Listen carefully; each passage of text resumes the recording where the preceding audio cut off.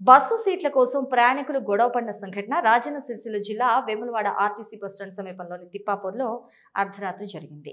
హైదరాబాద్కు చెందిన ఒక వ్యక్తి రాజన్న దర్శనానికి తన కుటుంబ సభ్యులతో వచ్చి తిరిగి వెళ్లేందుకు బస్టాండ్కి వచ్చాడు. మద్యం సేవించిన వ్యక్తి తన కుటుంబ సభ్యులతో కలిసి బస్సు ఎక్కాడు. డ్రైవరు సదరు వ్యక్తి వద్ద టికెట్ తీసుకున్నాడు. బస్సు ఎక్కగానే కనిపించిన ఒకే ఒక్క ఖాళీ సీటు కోసం ఇద్దరి మధ్య గొడవ జరిగింది. వారిద్దరూ ఆ సీటు నాదంటే నాదేనంటూ గొడవ పడటంతో ఘర్షణ మొదలై ఒకరిపై ఒకరు దాడి చేసుకునే వరకు వెళ్ళింది.